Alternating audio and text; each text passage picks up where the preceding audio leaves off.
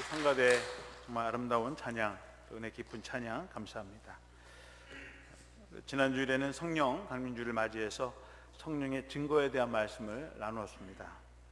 성령의 증거에는 내적인 증거와 외적인 증거가 있다고 말씀을 드렸습니다. 성령의 은혜를 통해서 하나님과 나만이 알 수 있는 그런 영적인 비밀을 갖게 된다. 나의 죄를 고백하고 또 죄 사함을 얻고 하나님의 자녀로 거듭나는, 또 하나님의 자녀로 되었다는 그런 확신, 또 구원의 확신, 나만이 알고 있는 그런 영적인 증거를 갖게 된다고 하는 것입니다. 또 내적인 증거만이 아니라 외적인 증거도 나타난다. 내 주위에 있는 사람들이 나가 아닌 다른 사람들도 볼 수 있고 알 수 있고 느낄 수 있는, 그리고 성령의 그 은사, 또 그걸 통해서 열매를 통해서 저 사람은 하나님의 자녀구나, 하나님의 자녀라고 하는 그런 증거가 나타나는 열매들이 나타난다고 그런 말씀을 드렸습니다. 그래서 오늘은 성령의 은사이면서 동시에 성령의 첫 번째 열매인 사랑에 대한 말씀을 나누려고 합니다. 모든 사람이 주님의 제자이고 또 하나님의 자녀임을 알 수 있는 확실한 성경적인 증거, 기준이 있다면 그것은 사랑입니다. 요한복음 13장 35절에 너희가 서로 사랑하면 이로써 모든 사람이 너희가 내 제자인 줄 알리라, 그렇게 주님 말씀하셨습니다. 서로 사랑하면 모든 사람들이 누구나 할 것 없이 저 사람은 주님의 제자구나, 하나님의 자녀라고 하는 것을 분명하게 안다고 하는 것입니다. 사랑을 통해서, 사랑하는 모습을 통해서 사람들이 하나님의 자녀임을 알게 된다고 하는 것입니다. 여러분, 고린도전서 12장이 이제 은사장인데, 고린도전서 12장 은사장의 맨 마지막 구절을 보면 너희는 더욱 큰 은사를 사모하라. 내가 또한 가장 좋은 길을 너에게 보이리라. 고린도서 12장에 각종 그 기도의 은사, 또 말씀의 은사, 봉사의 은사, 다양한 성령의 은사들이 나타납니다. 그리고 마지막 구절은 뭐냐면 그보다 더 큰 은사가 있는데 너희들은 더 큰 은사를 사모하라. 그러면서 13장으로 넘어갑니다. 바로 13장 1절에 보시게 되면 내가 사람의 방언과 천사의 말을 할지라도 사랑이 없으면 소리나는 구리와 울리는 꽹과리가 되고 그랬어요. 너희는 더 큰 은사, 가장 큰 은사를 사모하라고 하면서 그 첫 번째 나오는 은사가 사랑의 은사라고 하는 것입니다. 그래서 사도 바울은 고린도 교인들에게 가장 큰 은사, 더 큰 은사가 있는데 그것은 이미 받은 기도의 은사, 말씀의 은사, 봉사의 은사, 어떠한 은사를 하든지, 천사의 말을 하든지, 방언을 하든지, 또 정말 죽은 사람을 살릴 정도의 놀라운 일을 행할지라도 그보다 더 큰 은사는 사랑의 은사다, 그렇게 말씀하고 있습니다. 사랑이 없으면 소용이 없다. 동시에 사도 바울은 갈라디아 교인들에게 사랑은 성령의 은사이며 동시에 성령의 열매다, 그렇게 말씀하고 있습니다.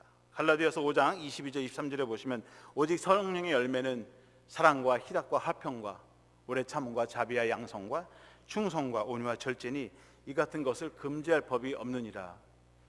사도 바울이 9가지 열매를, 성령의 열매를 이야기하고 있습니다. 성령의 열매가 그럼 9가지만이냐? 그건 아닌 거죠.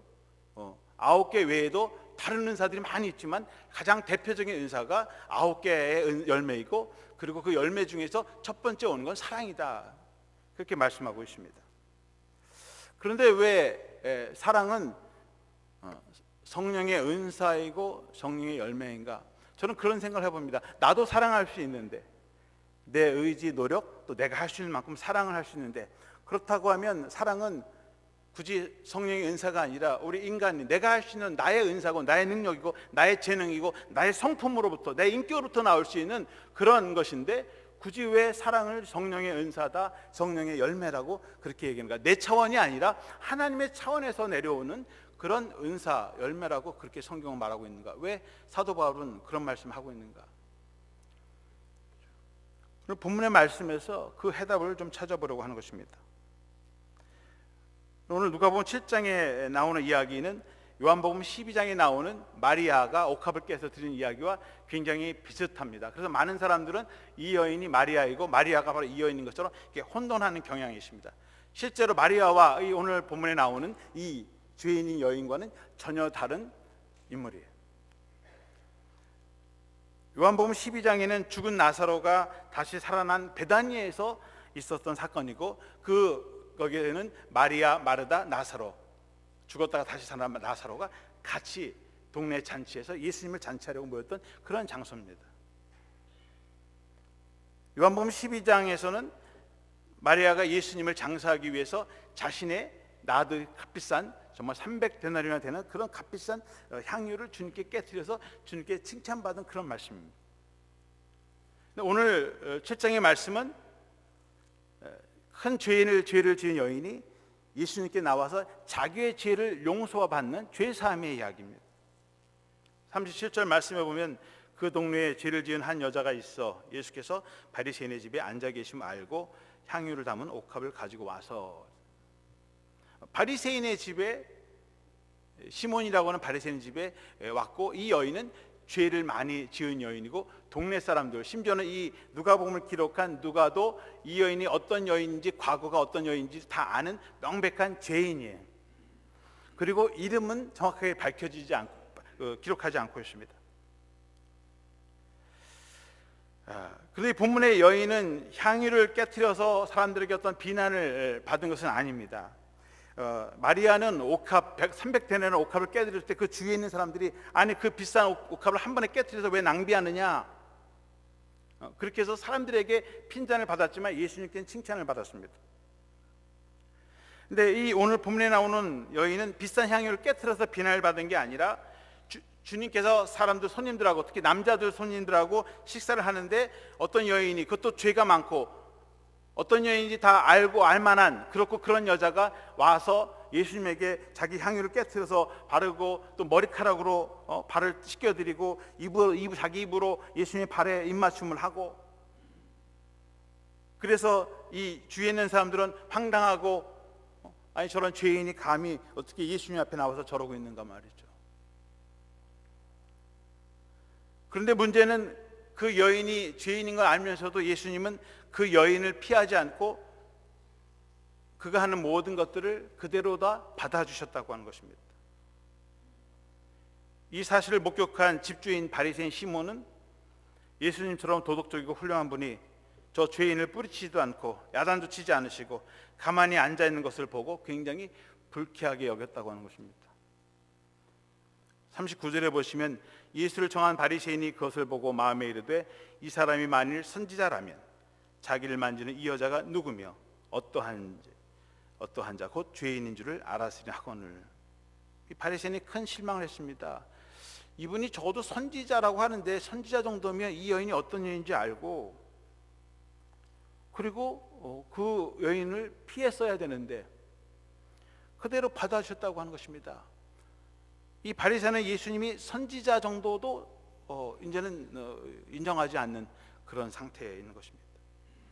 이 여인은 절대로 접촉해서는 안 될 언터처블한 여인이, 가까이 가고 대화를 나누고 교제하면 그 남자도 그렇고 그런 사람이다 이렇게 정죄를 받는 거예요.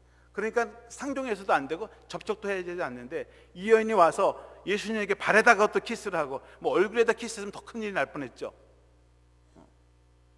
그러면 예수님은 그렇고 그런 사람이 아니냐 이렇게 오해할 수 있죠. 저런 깊은 관계를 맺은 사람이 아닌가. 그런데 예수님은 이 엄격하고 율법적인 바리새인 시몬에게 이렇게 물었습니다. 빚진 자가 둘이 있는데 한 사람은 500데나리온을 가졌고 다른 하나는 50데나리온을 빚을 졌는데 주인이 그 빚을 다 두 사람 다 탕감해 주었다. 그러면 둘 중에 누가 더 그 주인을 더 감사하게 생각하고 주인에 대해서 충성을 다하고 사랑하겠느냐. 그러니까 시몬이 글쎄 제 생각에는 500데나리온의 빚을 탕감받은 사람일 것 같은데요.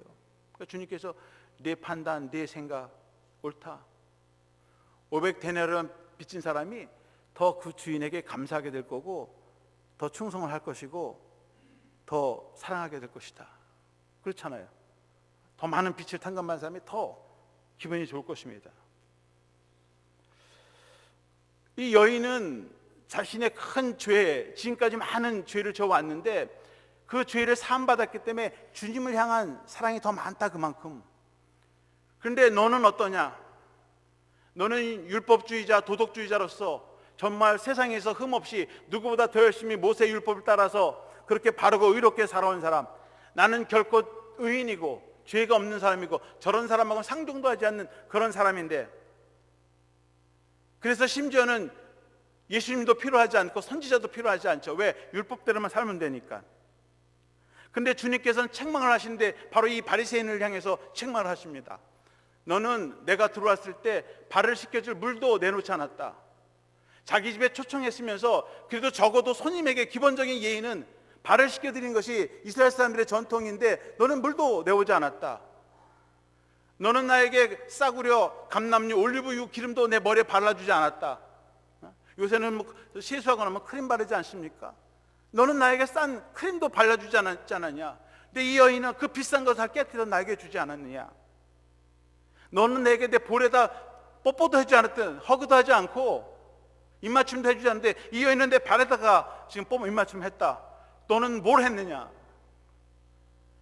그저 사람들의 의식 체면 때문에 주님은 초대해놓고 식사 자리는 해놓고 가장 미니멈으로 그저 체면 차리고 다른 사람에게 흉당보지 않을 정도로 그냥 손님상을 차려놓은 형식적인 그 바리새인을 보면서 너는 정말 나를 위해서 뭘 해줬느냐? 네가 바로 그 50데나리온을 받은, 아니 한 데나리온도 탕감받지 못한 바로 그런 사람이다라고 오히려 책망을 받고 있는 것입니다. 여러분, 우리 자신을 봐야 돼요. 나는 정말 내 죄를 고백하면서 정말 주님 앞에 내 죄를 고백하고 그런 하나님의 은혜, 죄사함의 은혜를 받고 있는 사람인가, 받은 사람인가? 아니면 이 바리새인처럼 나는 주님도 필요하지도 않고 그저 사람들에게 체면상 교회에 나오고 주님께 예배드리는 그런 사람은 아닌가? 하나님에 대해서 누구보다 더 인색하게 하고 이웃에 대해서 더 인색한 사람, 그래서 하나님의 은혜를 알지 못하는 사람은 아닌가 말이죠. 한번 우리가 생각해 보아야 합니다. 여러분, 주님의 은혜를 많이 받은 사람, 자신의 죄를 용서받은 사람, 나 같은 죄인도 용서해 주시고 하나님의 자녀로 삼으시고 정말 이 세상 어떤 것보다 나에게 구원의 기쁨과 감격을 주신 그분, 그런 감격이 없으면 여러분 하나님께 드리는 것도 아깝습니다. 이웃에 드리는 건 더 아깝죠. 그러나 그런 기쁜 하나님의 은혜를 감사한 사람들, 은혜를 체험한 사람들은 하나님 감사합니다. 내가 가진 게 없지만 내가 이거라도 하나님께 드리겠습니다. 그런 마음으로 주님께 드리고 또 이웃에게 나눌 수 있는 기회가 있다면 나눌 수 있는 것입니다. 내가 하나님의 은혜를 얼마나 깊이 더 많이 받았냐가 내가 하나님에 대한 사랑의 깊이와 비례하는 것입니다. 47절에 보면 이러므로 내가 내게 말하노니 그의 많은 죄가 사하여졌도다. 이는 그의 사랑함이 많음이라. 사함을 받은 일이 적은 자는 적게 사랑하느니라. 주님의 결론은 그거예요. 죄사함, 하나님의 은혜, 그 은혜를 더 깊이 많이 받은 사람은 더 깊이 사랑할 것이고 받지 못한 사람은 사랑하지 못하게 될 것이다. 그런 말씀입니다. 주님의 이 연에 많은 죄가 다 사해 주셨다고 선포하셨습니다. 그래서 주님께 나와서 이 사랑을 표현하는 행위는 그가 많은 죄를 사함 받았기 때문에 그 기쁨, 감격 때문에 나에게 이렇게 그가 가진 것을, 귀한 것을 내놓았다, 그렇게 말씀하고 있습니다. 여러분, 사랑은 주님의 은혜로부터 나오는 것입니다. 요한일서 4장 10절에 보면 사랑은 여기 있으니 우리가 하나님을 사랑한 것이 아니요 하나님 우리를 사랑하사 우리의 죄를 속하기 위하여 화목제물로 그 아들을 보내셨습니다. 사랑도 내가 먼저 한 것이 아니라 하나님 먼저 우리를 사랑하셔서 그의 아들 예수 그리스도를 보내주시고 그를 통해서 우리가 죄를 용서받고 하나님의 구원을 받은 존재가 되었다고 하는 것입니다. 그래서 우리가 사랑을 하는 그 사랑의 동기, 사랑의 원동력은 하나님의 은혜로부터 나오는 것입니다. 그래서 사랑은 하나님의 은혜요, 하나님부터 나오는 것이기 때문에 성령의 은사라고 하는 것입니다. 여러분, 사랑만이 하나님의 은혜의 선물이 아니고 믿음도 하나님의 은혜의 선물입니다. 에베소서 2장 8절에 보면 너희는 그 은혜로 믿음으로 말미암아 구원을 받았으니 이것은 너에게서 난 것이 아니요 하나님의 선물이라. 믿음도 우리가 만들어내는 내 의지와 노력으로 되는 것이 아니라 하나님의 은혜를 체험한 그 은혜로 인해서 생겨나는 것이 바로 믿음이다라고 하는 것입니다. 하나님의 은혜를 깨닫지 못하고 성령님의 은혜를 체험하지 못하면 예수님을 믿을 수도 사랑할 수도 없다고 하는 것입니다. 고린도전서 12장 3절에 보시면 성령으로 아니하고는 누구든지 예수를 주시라 할 수 없느니라. 성령이 아니면 예수님을 주님이라고도 고백할 수 없다고 하는 것입니다. 그 반대로 내가 예수님을 나의 구원자로 주님으로 고백하게 된다고 하면 그 사람은 이미 성령을 받으시고 성령이 내주하시는 사람인 줄로 믿습니다. 예수님을 나의 삶의 주인이라고 고백하는 사람들은 성령의 임재를 이미 임재하심을 체험한 사람입니다. 하나님의 은혜를 깨달은 사람은 하나님을 사랑하는 이 사랑의 은사를 받은 사람입니다. 여러분, 사랑은 두 가지 방향으로 역사를 합니다. 하나는 하나님을 향한 사랑이고 다른 하나는 이웃을 향한 사랑입니다. 하나님을 향한 사랑은 즉각적이고 직접적으로 나타납니다. 오늘 이 갈릴리 여인처럼 자신이 죄사함을 받은 그 은혜에 감격해서 즉각적으로 주님에게 자기 것을 드려요. 근데 이제 다른 사람들은 이해를 못하죠. 저 사람은 왜 저렇게 큰 비싼 향유를 하나님 주님께 아낌없이 드리는가? 알 수가 없어요. 세상의 기준으로 자로 재도 답이 안 나와요. 근데 이 여인은 자기의 큰 죄를 용서받았기 때문에 평생 동안 지고 살았던 그 죄의 짐, 그 무거운 짐 때문에 괴로워하고 날마다 울고 떨쳐볼 수 없는 세상의 힘으로 능력으로 자기의 노력도, 근데 주님께서 그 무거운 짐을 다 내려주셨기 때문에 너무나 감사하고 자염을 얻고 그 기쁨과 감격으로 눈물을 흘리면서 주님의 발에 자기가 귀한 것을 아낌없이 부어드리고 자기의 머리카락으로 닦아드리고 그리고 발에다 먼지 묻은 발에다 입을 맞추는, 세상 사람들이 이해할 수 없는 행동을 하는 것입니다. 중동 여인에게서 머리카락은 자신의 정조와 같은 가장 귀한 것입니다. 중동 여인들은 자라면서 자기 머리카락은 가족들, 남자는 자기 아버지 가족 외에는 자기 머리카락을 보여주지 않죠. 그리고 자기 사랑하는 남편, 그 사람에게만 자기의 머리카락을 보여주는 거예요. 자기의 존재의 기반이고 자기 존재의 가치에 그렇게 여기는 것을 주님께 아낌없이, 내 남자도 아니고 내 가족도 아니지만 주님 앞에 자기의 모든 귀한 것까지도 다 드릴 수 있는 바로 그러한 사랑의 표현이 나와졌다고 하는 것입니다. 그런데 이제 이 여인에게 필요한 것이 있습니다. 이 주님에 대한 여인의 사랑은 주님 한 분만으로 이제 그치는 것이 아니라 이웃을 향한 사랑으로 더 나가야 되는 것이죠. 바리새인에게 있어서 사랑은 주님의 어떤 형식적인 사랑이 아니라 정말 이 여인처럼 자기 아낌없이 내어주는 주님을 사랑하는 사랑의 단계까지 가야 되죠. 거기서 끝나는 것이 아니라 오늘 이 여인은 거기까지는 갔어요. 그 다음에 해야 되는 것은 바로 이웃을 향해서 그 사랑으로 한 걸음 더 나아가야 한다고 하는 것입니다. 주님은 마태복음 5장 44절에 이런 말씀하십니다. 너희 원수를 사랑하며 너희를 박해하는 자를 위하여 기도하라. 주님은 원수까지도 용서하고 사랑하라고, 우리의 사랑의 그 범위를 하나님에 대한 사랑뿐만 아니라 주님을 향한 사랑만이 아니라 바로 내 이웃, 심지어 내 원수까지도 사랑하라고 우리에게 사랑의 영역을 넓혀주셨습니다. 여러분, 우리가 많은 종류의 사랑이 있지만 특별히 원수를 사랑하는 것 쉬운 일이 아닙니다. 내 마음 저절로 되지 않습니다. 시간이 해결해 주지도 않습니다. 자신의 의지와 노력, 그것도 쉽지 않습니다. 미운 사람, 자신에게 험담하는 사람, 자신에게 상처 준 사람, 이해관계로 원수가 된 사람, 나에게 해를 끼치는 사람, 내 등 뒤에서 비수를 꽂는 사람 하루아침에 용서되지 않습니다. 그런데 사랑의 끝은 바로 이러한 원수까지도 사랑하라고 하는 것입니다. 사실 원수를 사랑하는 것은 우리의 본성을 거스르는 행위입니다. 사람은요, 누구나 자기에게 잘하는 사람, 자기를 사랑하는 사람을 사랑하게 되어 있습니다. 자기를 미워하고 자신을 향해서 욕을 하고 상처를 주고 칼을 겨누는 사람에게 똑같이 겨누게 되어 있습니다. 그래서 모세의 율법은 원수를 미워하라, 눈에는 눈, 이에는 이, 생명에는 생명으로 그대로 갚으라. 그것이 인간의 본성이고 자연법입니다. 그럼에도 불구하고 주님은 원수를 사랑하고 그를 위해 기도하라고 말씀하셨습니다.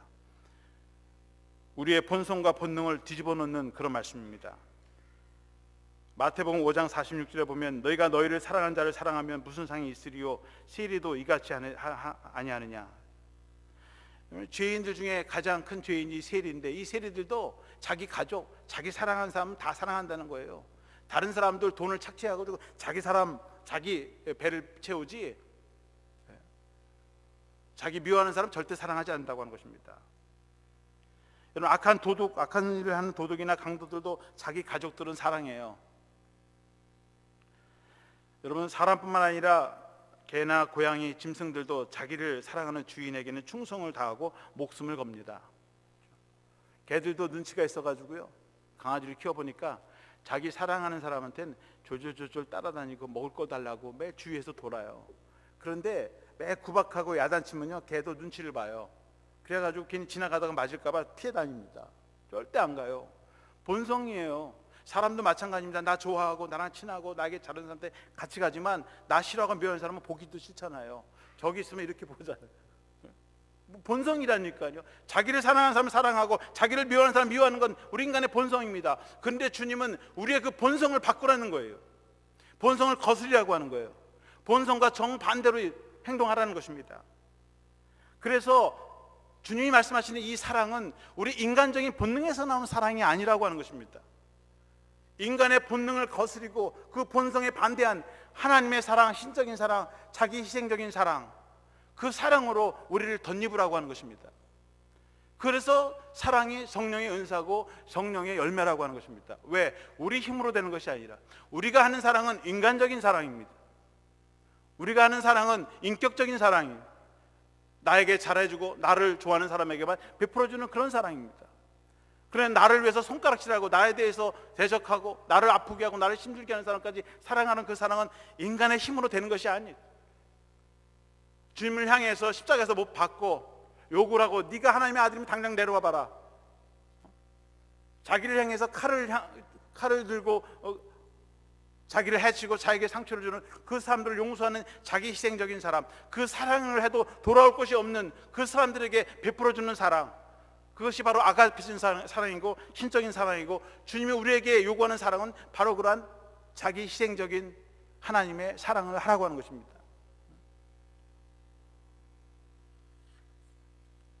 저도 제 인격적으로 제 의지로 노력으로 얼마든지 사랑할 수 있지만, 그러나 그 인격과 제 의지와 노력으로 감당하지 못하는 차원의 사랑을 베풀어야 할 그 사랑이 있어요.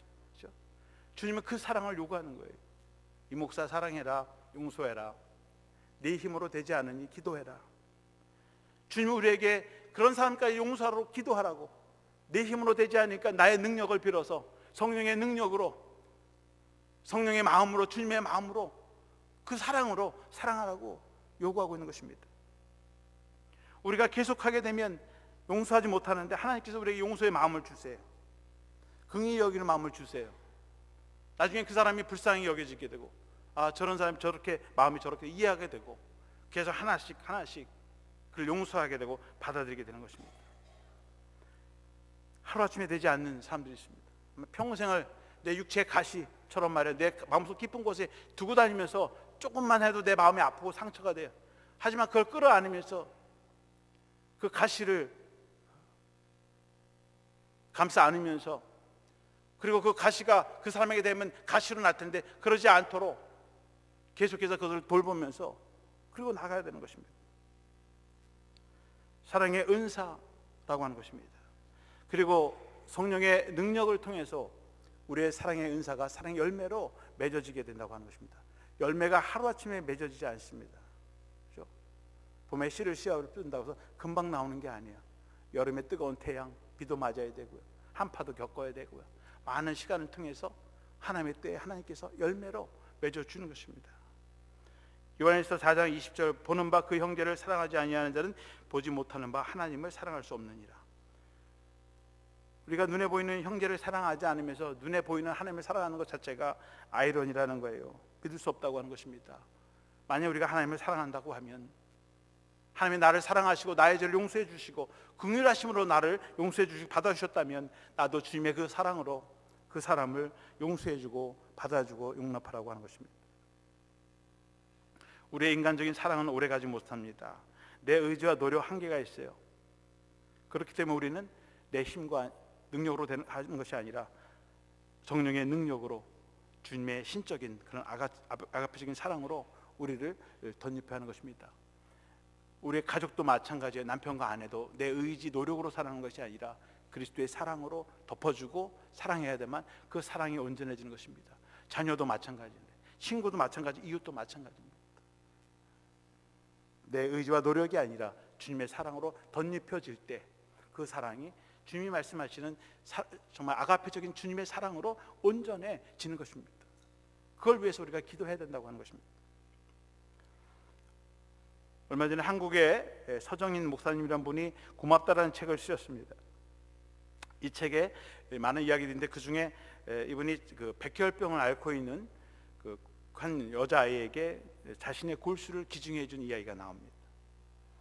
그래서 이분이 자기 이제 골수 기증하는 협회에다가 자기 그 이름을 올렸는데, 백혈병을 앓고 있는 한 여자아이가 있는데 그 아이의 그 DNA와 이 목사님의 DNA 일치가 돼서 골수 기증을 해달라는 연락이 와서 이분이 가서 일주일 동안 이제 병원에 입원하면서 그 골수를 채취해서 그 아이에게 이제 골수를 이식해 주는 것입니다.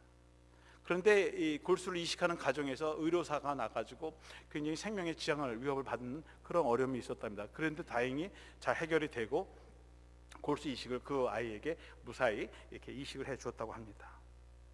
그리고 시간이 흘렀습니다. 한 5개월이 지났는데 병원에서 연락이 왔답니다. 이 아이가 백혈병이 다시 재발을 해가지고 다시 한 번 더 골수 기증을 해달라는 것입니다. 근데 지난번에 골수 기증을 하다가 일주일 동안 병원에서 자기 일도 못하고 그렇게 해줬는데, 그러다가 또 사고가 나가지고 정말 죽을 뻔했는데 이거 또 해줘야 되나. 그래서 아니 이 아이가 백혈병이 재발했는데 물었답니다. 이 아이가 다시 그럼 살 수는 있겠느냐 했더니 이 아이가 다시 살 확률은 1%도 안 된다. 1%도 안 되지만 트라이를 하겠다는 것입니다. 그러니까 목사님이 생각했습니다. 지난번에 사고도 나고 해서 했는데 이번에는 확률도 1%도 안 되는데 굳이 내가 고생하다가 내 목숨만 괜히 위협당하면 어떻게 되나. 그래서 못하겠다. 거절했습니다. 그리고서는 교회에서 에콰도르로 선교를 가는데 핑계김에 에콰도르로 선교 가야 돼 선교팀 꾸려가지고 에콰도르로 이제 간 겁니다. 근데 에콰도르에서 이제 선교를 하는데 마침 어떤 장로님이 이제 거기에 오셨는데 그분을 만나고 이런저런 얘기를 하다가 어떻게 오셨습니까 물었답니다. 근데 이 장로님이 사실은 제가 딸이 하나 있었는데 백혈병에 걸렸습니다. 그런데 골수 기증자를 찾지 못해서 얼마나 전에 죽고 그래서 내 마음도 지금 달래고 하면서 제가 이 선교지까지 왔습니다. 자기 딸이 골수 기증자를 받지 못해서 죽었다는 거예요. 그리고는 남 이름 모르는 이 선교지에 와서 그곳에 아이들을 돌보는 그 모습을 보면서 이 목사님이 회개를 했다는 거예요. 나는 내 목숨 그거 아까워서 말이죠. 이름 모르는 아이, 죽을 확률 있는 애를 버리고 왔는데, 근데 그 장로님의 아이는 골수 기증을 받지 못해 죽었다는 겁니다. 그래서 1%라도 그 아이를 살리면 참 다행일 텐데, 그래서 회개를 하고 다시 돌아갔답니다. 돌아가서 그 아이에게 골수를 기증해 주었다고 합니다. 그런데 이제 한국에서 이제 골수 기증자들 서로 모르게 해요. 이게 돈을 요구하고 막 이렇게 될까봐 전혀 이제 모르게 이렇게 비밀리에 하는데, 이제 이 어머니가 2번이나 이제 골수 기증을 받은 걸 알고 그냥 편지를 써서 누군지 모르지만 이 편지라도 내 마음의 뜻이니까 좀 전달해 주십시오. 그렇게 해서 그 편지가 전달되는데 이렇게 쓰였답니다. 한 번도 아니고 2번이나 골수 이식을 해주셔서 감사합니다. 딸아이가 무균실에서 너무 고통스러워하고 있어 감사의 편지를 쓸 겨를도 없었습니다. 목사님이 얘기하는 예수님이 누구인지는 모르지만 저도 매달리겠습니다. 기도하겠습니다. 그러니까 이 어머니가 2번씩이나 기증해 준 누군지는 모르지만 근데 목사님이라는 사실은 이제 알고, 내가 하나님을 믿지 않고 하나님을 믿지도 않고 예수님도 모르지만 당신이 믿는 그 하나님, 그 예수님을 위해서, 우리 딸을 위해서 내가 그분께 기도하겠습니다. 저도 매달려 보겠습니다. 전에는 기증했으니까 그냥 했는데 이번에는 다르다는 거죠. 왜? 1%도 안 되는데 정말 하나님이 살아계시다면 내가 그 하나님을 믿어보겠습니다. 그리고 기도한 거예요. 근데 기적같이 이 아이가 회복이 되고 지금까지 건강하게 살아있고, 이 이후로 어머니와 가족들이 정말 하나님을 믿고 다 지금 교회에 나오고 있다는 것을 간증한 것입니다. 사랑의 역사죠. 이 목사님도 내 의지, 내 생각, 내 이론 가지고는 이거 할 수도 없고 하고 싶지도 않은데 하나님께서 마음에 감동을 주시니까, 그래 하나님도 나를 살려주시고 나에게 내가 하나님을 믿고 해봐야 되겠다. 그렇게 해서 마음의 감동을 가지고 나눠준 그 골수가 한 아이와 그 가족의 생명을 구원했다고 하는 것입니다. 인간적인 사랑이 아니라 인간의 차원을 넘어선 하나님의 사랑, 하나님의 은혜를 통해서 한 생명이 구원함을 받고 그 가족이 하나님께로 돌아왔다고 하는 것입니다. 바로 이것이 사랑의 역사입니다. 이건 남의 얘기 아니에요. 우리의 이야기입니다. 지난번 우리 반부모 장로님 오셔서 정말 알지 못하는 곳에 정말 자기 거 모든 걸 바쳐가면서 그 장로의 말씀을 들으면서 우리가 감동을 받고, 그래서 우리의 호주머니를 열고, 그리고 우리가 선교에 동참하고 감사금을 드렸어요. 성령의 감동으로 오는 것이지 내 의지로 내 노력으로 되는 것이 아니라고 하는 것입니다. 성령님께서 우리의 마음을 움직여 주시고 감동을 주셨기 때문에 우리가 그 감사함으로 하나님께 드린 것이요, 그것을 통해서 사랑의 열매가 맺어지고 여러분들 우리들의 삶 가운데도 놀라운 하나님의 은혜가 충만히 임한 줄로 믿습니다. 액수가 중요한 게 아니고 성령님께서 역사하셨다고 하는 거죠. 우리 마음속에. 오늘 선교 골프도 마찬가지입니다. 선교를 꼭 가서만이 아니라 선교 대회 하시는 분들에서 부엌에서 일하시는 분도 있고 마음으로 동참하시는 분도 있습니다. 또 후원하신 분들도 있습니다. 또 참여하시는 분들도 있습니다. 직접 선교제 가는 사람도 있어요. 여러분, 물질만을 얘기하는 게 아니죠. 못 가면 기도라도 하고 내가 할 수 있는 자그마한 것 함께해서 정말 알지 못하는 사람들에게 하나님의 복음을 전하는 것, 바로 그것이 성령의 역사요, 성령의 사랑의 열매가 맺는 증거라는 것입니다. 오늘 성령 강림절 첫 번째 주일을 맞이하면서 하나님의 구원의 은혜를 우리가 깨달으시고 또 사랑으로 우리가 변화돼서 하나님을 위한 사랑뿐만 아니라 이웃의 사랑까지, 그래서 정말 우리가 원수까지도 사랑할 수 있고 기도할 수 있는 그런 사랑의 공동체, 또 하나님의 제자들, 또 자녀들이 되시기를 주님의 이름으로 축원합니다.